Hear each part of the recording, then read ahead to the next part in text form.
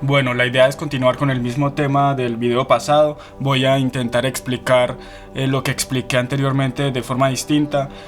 Voy a también dar un poco mi opinión sobre el tema pues, de la estética y cómo se podría entender la estética en un pensamiento reaccionario, siguiendo principalmente a Nicolás Gómez Dávila, un autor que ya he trabajado varias veces aquí en este canal. Lo que yo considero primordial al momento de comenzar a estudiar estética es entender previamente la metafísica, la antropología o la ontología pues, que maneja el autor que uno está estudiando. Y yo creo que ese ha sido pues el error de muchos estetas que he visto e incluso el error que yo cometí hace unos años cuando quise entender estos temas. Yo podría comenzar hablando de quizás dos sistemas metafísicos contrapuestos. Obviamente podría dividir la metafísica en varias categorías distintas y proponer pues diferentes dicotomías, pero en este video simplemente voy a comentar dos de forma pues muy resumida. Podríamos hablar de una que yo creo que es la actual, que es lo que llamaríamos un sistema mecanicista en donde no existe teleología, o sea, donde las cosas no tienen causa final. Las cosas que hay en el mundo no tienen en sí inscrita, por así decirlo, una causa final, no se dirigen a ningún fin, no tienen un movimiento pues intencional, diríamos. Por lo tanto, las cosas se ordenan, pero por una concadenación de causas eficientes.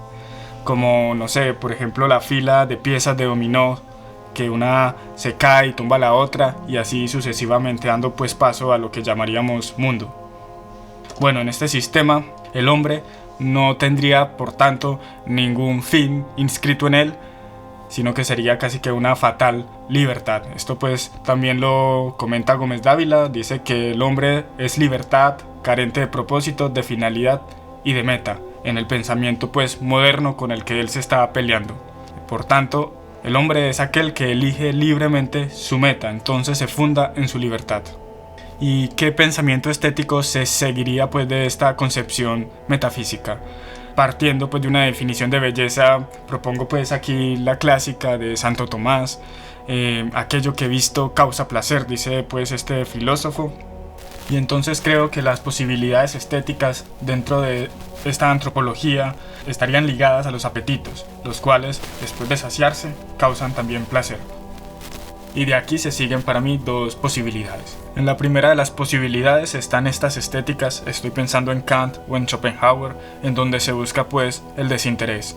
La belleza sería por tanto un juicio desinteresado, en donde no interviene pues el yo con sus apetitos y sus deseos individuales, sino que este sujeto es capaz de ocupar, por decirlo así, una postura de mayor universalidad y objetividad, independizándose pues de su yo. Esto pues ya lo trabajé en el pasado, en videos pasados, pongo pues en pantalla por si quieren verlo. Aquí yo creo que se puede entender ese supuesto placer del cual habla Santo Tomás en la definición de belleza que he citado. Se puede entender más bien como una liberación del dolor, entendiendo pues que aquí el deseo, la voluntad, como dice Schopenhauer, no trae sino hartazgo o dolor o frustración. Entonces lo mejor es liberarse de ese deseo, liberarse pues de esos apetitos para ser un sujeto de pura contemplación, y si seguimos a Kant, además para poder hacer juicios morales con carácter universal, porque no los estoy haciendo desde mi posición individual, sino que estoy intentando ocupar una posición universal y objetiva. La otra posibilidad estética, diría yo, es en la cual se acepta el deseo y digamos ciertos deseos particulares. Yo creo que aquí se desprende pues varias posturas estéticas, ya sea si queremos exaltar ese vitalismo, estoy pensando pues como en Nietzsche y demás, o esta voluntad de poder, este deseo de poder, o incluso el deseo sexual, que actualmente pues el arte está muy lleno de este erotismo, o el deseo incluso de expresarse, el deseo ese de emanciparse, también el arte está muy lleno de eso actualmente, o simplemente experimentar, ese deseo de experimentar, no sé, de amor, tristeza, terror, placer, ira. El arte que se dedica a eso, yo a veces lo relaciono como por ejemplo las películas, donde hay películas de drama, de terror, pero también como las drogas, donde hay drogas que hacen sentir euforia, que hacen sentir tristeza, que deprimen. demás. Es como un catálogo pues de experiencias, y el arte pues se vuelve también eso, un catálogo de experiencias. Pero se puede desarrollar otra estética asumiendo también otra antropología y también otra metafísica. Si ya hablamos de un sistema mecanicista no teleológico, ¿cómo sería la estética si asumimos un sistema teleológico? Como era el caso del autor ya mencionado, que es Nicolás Gómez Dávila. Para Gómez Dávila habíamos dicho que el hombre tiene un fin, ¿cierto? El ser está fundido con su valor. El valor es una opción. El ser está fundado en opción, por tanto. Todo ser es valor optado, dice Gómez Dávila. Y el valor es como la voz que llama, y el ser, la contestación a la voz. Y en el caso del hombre, el propósito del hombre siendo individuo es vocación de persona, decía Gómez Dávila. Y bueno, yo creo que simplemente Gómez Dávila está funcionando aquí con la postura cristiana, en donde el hombre pues tiene esa misión de hacerse santo, de alcanzar pues una plenitud y demás. Básicamente conocer a Dios, podríamos también decir.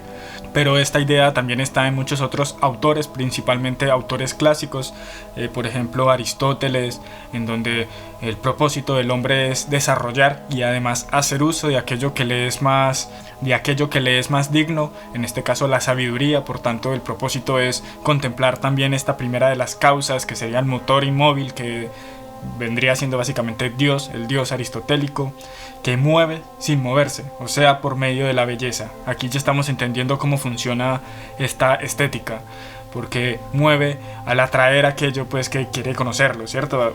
Precisamente porque es bello, uno se atrae por él, uno quiere conocerlo, quiere inteligirlo. Esta idea también está en Plotino. El propósito pues incluso de toda la naturaleza de cierta forma es contemplar. Tanto Aristóteles y Plotino los trabajé ya en este canal.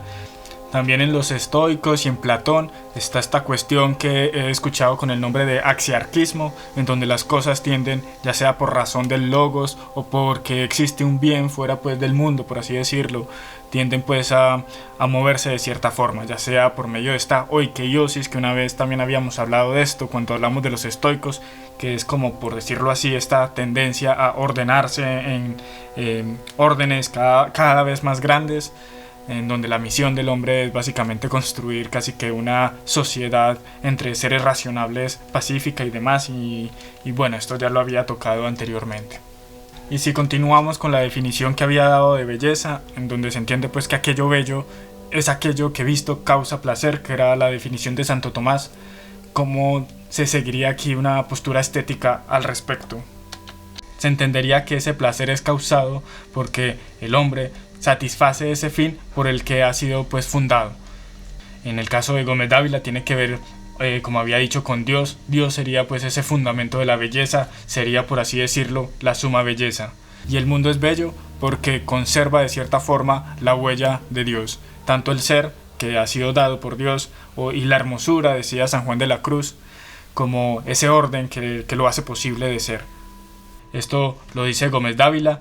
Gómez Dávila dice, por ejemplo, en Textos 1, en el silencio de los bosques, en el murmullo de una fuente, en la erguida soledad de un árbol, en la extravagancia de un peñasco, el hombre descubre la presencia de una interrogación que lo confunde. Dios nace en el misterio de las cosas. En las criaturas hallamos ese rastro pues de su creador, diríamos. Esto pues aparece incluso en la Biblia. Esto es una idea cristiana de por sí.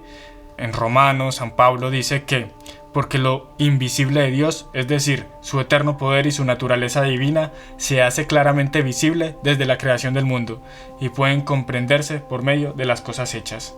Y por medio de entender pues esta postura que considera que el hombre tiene un fin más excelso, tiene un fin superior ante otros fines que él mismo se pueda trazar, no solo conocemos o entendemos una postura estética, sino también ética, e incluso también una postura política y social. Y aquí hablar de la civilización, de lo que entiende Gómez Dávila por la civilización, que es un tema bastante importante que previamente no lo toqué con profundidad. Dice Nicolás Gómez Dávila que cada civilización es una actitud básica que ordena una jerarquía de valores, y esa ordenanza de los valores es en virtud pues de este valor principal del ser humano, que tiene esta connotación religiosa que ya se ha dejado pues notar. Y este valor religioso del ser humano, que tiene que ver con su existencia misma, subordina cualquier otro propósito que él se trace. Por ejemplo, estos valores propios de la vida. La vida en sí misma para Gómez Dávila es un valor, el valor por el cual optan los animales, las plantas y demás por permanecer y conservar su vida. De aquí podemos entender cosas como la seguridad, la alimentación, la descendencia, la sexualidad, y precisamente como está subordinado todo esto al propósito religioso del hombre, se puede entender la postura tan hostil que tiene Nicolás Gómez Dávila, por ejemplo, respecto al sexo. Dice él: no hay zona del alma que el sexo no pueda corromper finalmente. También dice: las insurrecciones titánicas contra la divinidad culminan en hebdomadarias visitas a prostíbulos de barrio y demás escolios que pongo en pantalla. El punto es que, según él, el hombre emerge de la bestia al jerarquizar sus instintos. Y dice esto también: civilización es la suma de represiones internas y externas impuestas a la expansión informe de un individuo o de una sociedad. Civilizar tiene que ver, por tanto, con negar posibilidades, pero con el propósito de dirigirnos a una posibilidad de mayor importancia, como he dicho pues tanto. Y este énfasis que hace Gómez Dávila sobre la jerarquía, que es importante esta noción de jerarquía en la civilización, también aparece en el mismo arte. Él dice que disciplina, orden, jerarquía son valores estéticos. También dice que la perfección de la obra de arte depende del grado de obediencia de sus diversos elementos a su debida jerarquía. Y aquí hablar de un tema que yo previamente ya hablé, que es esta diferencia que hace un autor llamado Pinkers, lo pongo en pantalla, no sé bien cómo pronunciarlo, que es la diferencia que este autor hace de la libertad. Él entiende que hay dos libertades, uno la llama libertad de indiferencia, la otra libertad de calidad.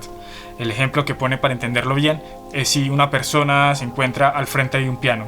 Si una persona que no sabe tocar piano es libre de tocar cualquier tecla del piano al azar, en el orden que quiera, de la forma que quiera, y puede, entre comillas, componer cualquier obra totalmente original y novedosa. Pero una persona que ya adquirió cierta fluidez con el piano, cierta técnica, tiene unas posibilidades mayores y una capacidad muchísimo mayor respecto al piano. El primero tiene la libertad de indiferencia, mientras que el segundo tiene la libertad de calidad. Y esta libertad se consigue por medio incluso de la técnica, de la disciplina, de limitar posibilidades, como había dicho, de la educación, de, como dice Gómez Dávila, disciplina, orden, jerarquía, que son valores estéticos. Y aquí una frase que me gusta bastante, que yo creo que es la más importante pues de este video. Dice él, en un escolio: la acción civilizadora de las obras de arte se debe menos al valor estético que a la ética del trabajo estético. Basta que la sensación se mire a sí misma para que se pervierta. Es la ética del trabajo estético donde reside el mayor valor civilizatorio, y es porque ese quehacer artístico me obliga a mí a asumir cierta disciplina, cierto orden y demás. Y aquí también se entiende otros escolios de Nicolás Gómez Dávila, por ejemplo donde dice que Dios inventó las herramientas, el diablo las máquinas. También dice que la actividad que se tecnifica deja de enriquecer a la personalidad del que la ejerce. Él entiende que hay un quehacer, que hay una labor, una vocación que el hombre puede realizar y que lo enriquece. También habíamos leído la otra vez un escolio que decía que el artista auténtico trabaja con mentalidad de artesano. También hay otra postura teleológica que yo creo que es la que hemos heredado, más que todo la postura que está, yo diría que en la ideología progresista actual funcionando, con ciertos matices obviamente. Está como en esta postura también marxista, democrática, humanística, que tiene claramente tintes hegelianos. También recordar que, por ejemplo, para Gustavo Bueno, en el libro del mito de la cultura, dirá que la cultura que tenemos, que funciona hoy, la noción de cultura común, es un producto totalmente alemán, de este idealismo alemán de Hegel, Fichte, Schelling y demás.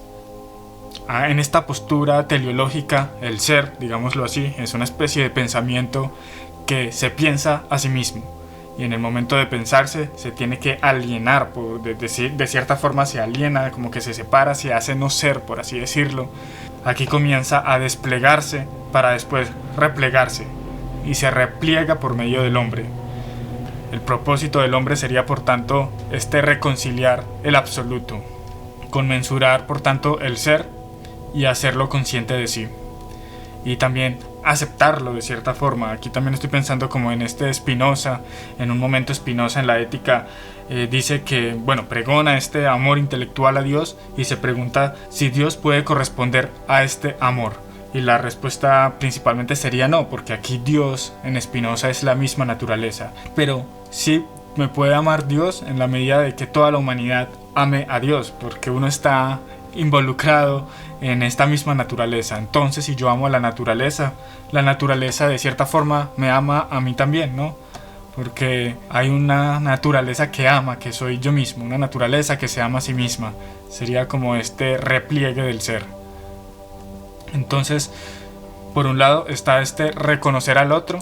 Hoy se utiliza mucho en las artes plásticas la palabrita visibilizar al otro. Aparece, pienso yo, por ejemplo, en el realismo de Courbet o de Millet, donde ya no se pintan cosas religiosas, ya no se pintan como a los santos, a la Virgen o a Cristo, sino que se pinta al campesino, al trabajador, etcétera, como afán de visibilizar a ese otro que está siendo de cierta forma ignorado, podríamos decir. También esto aparece en el constructivismo o en el realismo social, movimiento pues creo que obligado por Stalin. Yo pienso aquí en una artista muy de este corte, que es Doris Salcedo, a la que también le dediqué un video, que creo que es para mí el paradigma de este afán de reconocer pues al otro. Es el telurismo completo, diría yo. Gómez Dávila dice, por ejemplo: Jesucristo no lograría hoy que lo escucharan predicando como hijo de Dios, sino como hijo de carpintero. Este arte, con este propósito, a mi parecer, degenera en total instrumento político. Dice también Gómez Dávila: el moralismo hostil al arte se disfraza, hoy, de arte revolucionario o erótico. También reconocer y aceptar esta naturaleza, a este Dios que se ha desplegado, tiene que ver con este reconocimiento de sí mismo, de esto otro que funciona en mí y que de cierta forma tengo que conocer y aceptar. Me refiero a los impulsos y deseos. De aquí también se sigue un arte, unas propuestas artísticas que invaden actualmente los museos, quizás con algunos tintes surrealistas, con toques psicoanalíticos, donde se intenta más bien mostrar esos apetitos o esos deseos, entre comillas, reprimidos, también estos sufrires, estos afectos, estas pasiones, etc. Ya no se muestran ideales de seres humanos como lo que ocurre en la representación de un santo o la misma representación pues de Cristo o de María, sino que ya se muestra al ser humano existente de facto con todas sus, entre comillas, imperfecciones, apetitos y pesares y demás. El expresionismo también creo que va muy por este camino, donde ya se prioriza el gesto, ya no tanto la figuración, ya es más importante el modo de pintarlo y casi que mientras más, entre comillas, libertad, mucho mejor y más perfecta es la obra. Pero entendiendo esta libertad como la libertad previamente mencionada, la libertad de indiferencia. Y básicamente ese gesto es una huella, o sea, es la huella de la mano del artista. O sea, nuevamente el artista se impone sobre la obra o sobre cualquier otro fin que la obra pueda estar buscando. Y recordando el escolio de Gómez Dávila, el diablo patrocina el arte abstracto, porque representar es someterse. Y yo creo que ya como culmen pues, de este camino tenemos el performance, donde ya el artista es básicamente la obra misma. Gómez Dávila dice, por ejemplo: reconciliación del hombre consigo mismo, la más acertada definición de la estupidez. También dice: una sociedad irreligiosa no aguanta la verdad sobre la condición humana, prefiere una mentira por imbécil que sea. Cuando el hombre se niega a que lo disciplinen los dioses, los demonios lo disciplinan. Y dice finalmente: la naturaleza humana siempre coge por sorpresa al progresista. Bueno, y esto es porque Gómez Dávila hace esta distinción muy cristiana también entre una naturaleza caída, que es la naturaleza, digamos, actual, versus una naturaleza íntegra. Esta naturaleza caída es perfectible, claramente. De aquí se sigue la teleología ya mencionada, de la cual también participa Gómez Dávila. Y esta otra naturaleza íntegra pues se conocerá por medio del arte. Incluso el arte podría mostrarnos estos ideales, de estas esencias ideales que no han sido logradas en la materialidad, pero también en la revelación cristiana. Sería Cristo básicamente un referente de esta naturaleza íntegra. Y aquí en Gómez Dávila hay un cierto platonismo. Se deja ver este platonismo incluso en su texto del Reaccionario Auténtico, cuando dice que la imaginación no crea, sino que desnuda blandos cuerpos. O sea que nosotros podemos conocer esa idea plena, esta naturaleza íntegra de la cosa por medio de la imaginación. Pero esta naturaleza íntegra, lo supremamente íntegro, existe para Gómez Dávila. Sería pues Dios, digamos, la máxima plenitud. Gómez Dávila dice, un árbol no es un árbol, es la metáfora de un árbol. También dice, el alma se alimenta de lo que hay de misterioso en las cosas. La única posesión que satisface es la de una idea inteligible.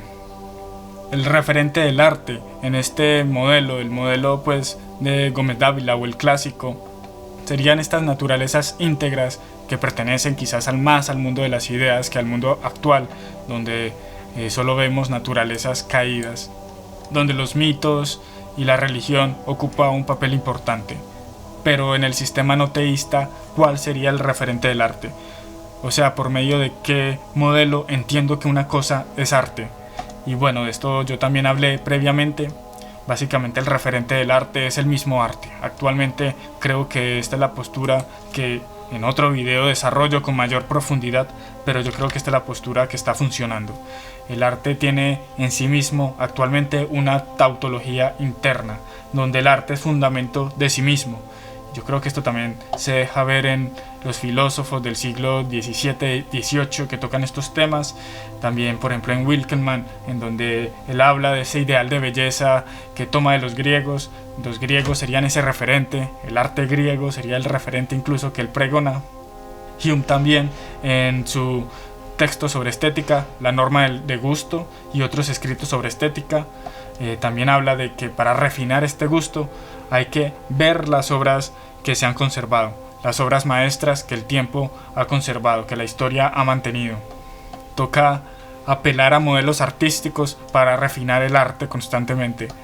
Estamos pues en una circularidad, y también así se llama un texto de George Dickens llamado El Círculo del Arte, que también tocó pues en ese video que menciono, en donde da cuenta pues de esta cuestión circular, de su planteamiento institucional sobre el arte. Y recuerda nuevamente al escolio que ya mencioné de Gómez Dávila, donde dice que basta que la sensación se mire a sí misma para que se pervierta. Y es por ello que él decía que el arte es profeta, mas no Dios. El arte está apuntando hacia Dios, diríamos, mas no es un Dios en sí mismo. Cosa que él dice que después del siglo XVIII se ha hecho pues una religión en torno al arte y a la estética.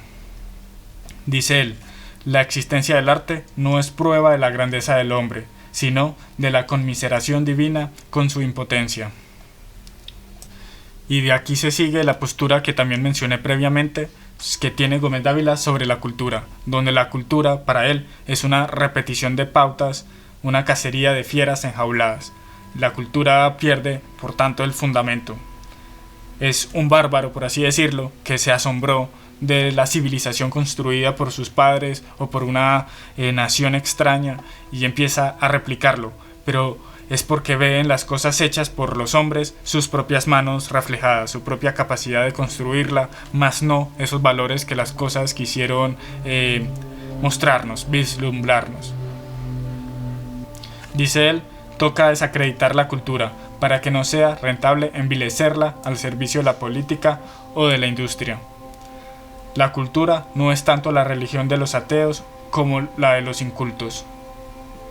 Bueno, y demás escolios donde ataca esta idea de cultura. Y si bien la civilización se construía por medio de un valor que había entendido como superior en el hombre, aquí la cultura es una repetición y repetición, es ese despliegue humano sobre la naturaleza. Y como estamos en una, digamos, ideología democrática, humanística, una vez recuerdo que en un video yo más o menos cité cuál era el criterio que tenía el Ministerio de Cultura y de Arte aquí en Colombia, en donde se hacía mucho énfasis en el valor de la diversidad, la multiplicidad, la libertad, la espontaneidad, muy de la mano con esta teleología de toques hegelianos, en donde se busca ese reconocimiento y ese conocimiento pues de uno mismo y del otro, que termina por validar cualquier despliegue de lo humano, con tal de que sea diverso, múltiple, libre, espontáneo. Ya se ha perdido pues un criterio elevado y hemos llegado pues a una isovalencia cultural. Casi que todo vale si es hecho pues con libertad. Y todo acto humano es legítimo, incluso sus pasiones, apetitos, sus tendencias. Ya no hay, digamos, una jerarquía, ya no hay un apetito superior a otro. Y es por eso que Nicolás Gómez Dávila dice: en cada hombre liberado, un simio adormecido bosteza y se levanta.